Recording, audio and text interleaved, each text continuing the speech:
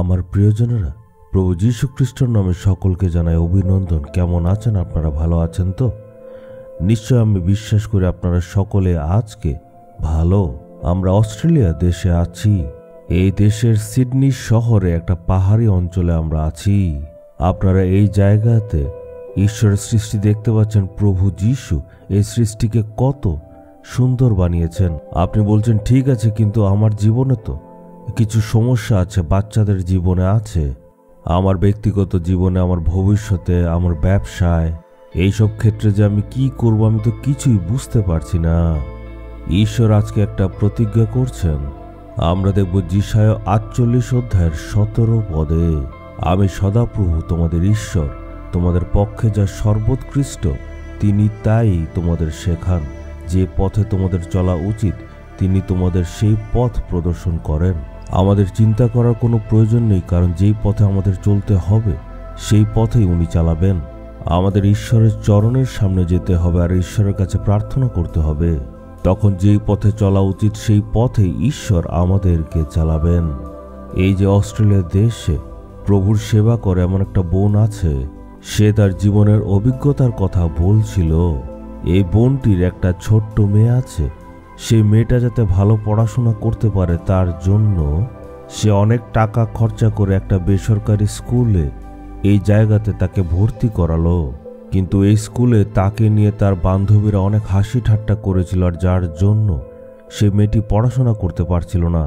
তাই সে খুব দুশ্চিন্তায় ছিল। আর প্রভুর কাছে সে বোন গিয়ে জিজ্ঞেস করলো, প্রভু কি করব? ঈশ্বর বললেন স্কুল পাল্টাও।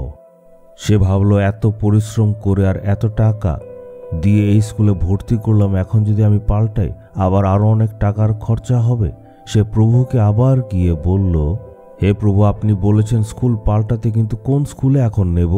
যখন সে ঈশ্বরের থেকে পরামর্শ চাইল, ঈশ্বর বললেন, তোমার মেয়েকে এখন তুমি সরকারি স্কুলে ভর্তি করাও। সে বলল, প্রভু কিন্তু সরকারি স্কুলে ভালোভাবে পড়াশোনা হয় না। হ্যাঁ, অবশ্যই এটা ঠিকই, পড়াশোনা আর সব কিছুই বিনামূল্যে হবে। যখন সে ঈশ্বরের কাছে প্রার্থনা করেছিল, কিন্তু ঈশ্বর বললেন তোমার সন্তানকে সরকারি স্কুলে দাও। সেই অনুসারে সে তার মেয়েকে গিয়ে সরকারি স্কুলে ভর্তি করালো। সেখানে পরিস্থিতি একদম বিপরীত ছিল। মেয়ের সেই স্কুলে গিয়ে খুব ভালো লাগলো। আরেকটা জিনিস দেখুন, সেই স্কুলে অনেক বছর ধরে 4টা প্রেয়ার সেল চলছিল, মানে 4টে প্রার্থনার সেল চলছিল। সেই কথাটা ওরা জানতো না, কিন্তু মেয়ের ভর্তির পর জানতে পারলো সেখানে প্রার্থনা হয়। মানে আপনি যদি ঈশ্বরের উপর নির্ভরশীল হন তখন দেখবেন ঈশ্বর সুন্দর পথ আপনাকে দেখাচ্ছে, আপনি অলৌকিক কাজ দেখবেন। কিন্তু আপনি নিজে নিজে সিদ্ধান্ত নিলেন বাচ্চাকে এভাবে পড়াবো। কারণটা কি? ঈশ্বরের কাছে এসে আপনি পরামর্শ নিন। আমার সন্তানদের কোথায় পড়াবো, আমি কি করব, ব্যবসায় কি করব, আমার সেবা কাজ কিভাবে চালাবো, উপদেশ চাইলে ঈশ্বর উপদেশ দেবেন। ঈশ্বর বলছেন, আমি সর্বোৎকৃষ্ট শিক্ষা দেব, আমি তোমায় পথ দেখাবো। আপনি যদি ঈশ্বরের চরণে আসেন আর প্রার্থনা করেন, তখন ঈশ্বর নিশ্চয় আপনাকে পথ দেখাবেন। কিন্তু আপনি নিজে নিজেই সিদ্ধান্ত নিয়ে নিজে নিজেই কাজ করেন, তাহলে ঈশ্বর কিন্তু আপনাকে কোনো সাহায্য করবেন না। চলুন প্রার্থনা করি। আমার পক্ষে যেটা সর্বোৎকৃষ্ট সেটা শিক্ষা দিন, আর আমার পথ প্রদর্শন আপনি করুন। কোন পথে কিভাবে চলতে হবে সেটা আপনি আমাদেরকে দেখান। আমি আপনার আজ্ঞা মানব। প্রভু যীশুর নামে আমেন, আমেন।